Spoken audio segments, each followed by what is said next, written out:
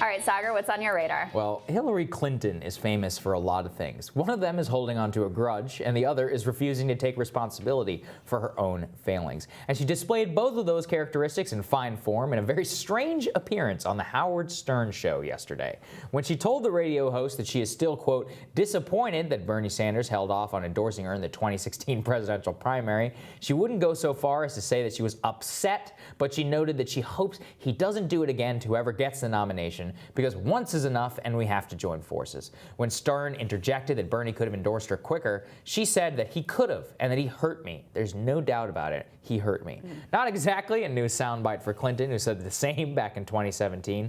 Let's take a listen. I think a lot of what he churned up in the primary campaign was very hurtful in the general election against me.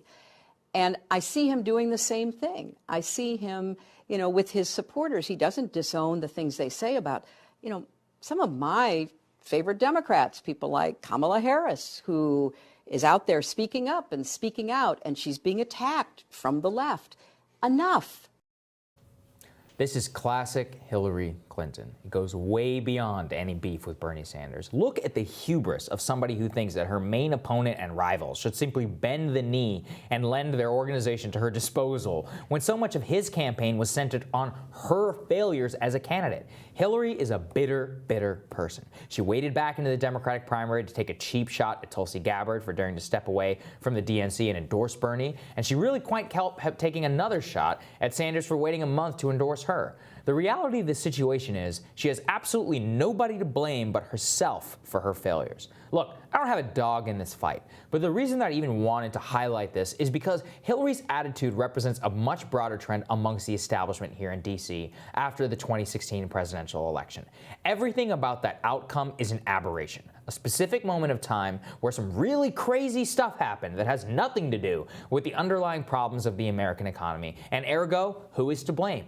The people who had marginal impact on the election and doomed us to present circumstances. Hillary, the GOP, everybody. They think that James Comey had more to do with swinging this election than NAFTA, TPP, and 40 years of neoliberal economic policy. That is what it takes for a bitter failed presidential candidate who has enriched herself dozens of times over to still sit there and nurse a grudge over how long it took for her rival in the primary to endorse her. This is a great lesson in how things are going to go if the Democrats put up Joe Biden as their nominee and he ends up losing to Trump. You'll see a cacophony of cable news panels talking about how he lost because he was old, because of his gaffes, because in his campaign he did this or that, or he didn't go to this state, because of Russia, because maybe Bernie waited too long to endorse him. They won't even think for a second. It was that the vision that Biden himself offered, that it was the same tired neoliberal economic policies again and again, which got us to the very place that we are right now.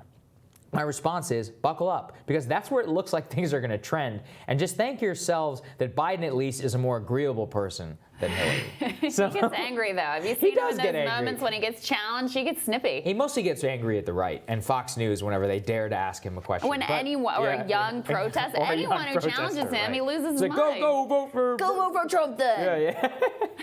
No, I think such a great comeback. The reason I wanted to highlight this is because it's not just Hillary. It's actually the entire establishment, both left and it's right. And by the way, the same thing will happen if Trump loses, right? So if Trump loses in 2020, they're going to be like, oh, he was an uncouth, rude man, right? It's like, no, it's like if he loses because he didn't do a lot of what he said he was going to do. The public rejected his China policy. Yeah, right. Yeah, no. They're like, and so that means we need more trade with China, and we need a new NAFTA, and we should keep paying for NATO. It's like all of these underlying economic anxiety, which they call a dog whistle for racism, one of the most ridiculous As if those two things are completely separate. Right. I mean, here's the thing that I just cannot get over: the level of arrogance to think that anyone is forced or compelled, or that you are entitled to their vote or their endorsement or anything else. I mean, the list of excuses that have been levied to explain Hillary Clinton's failure against a candidate who was eminently beatable. I mean, Trump ran a terrible campaign, like objectively. He hit on some really important issues that landed with people, but he was like disorganized mess all over the place, etc.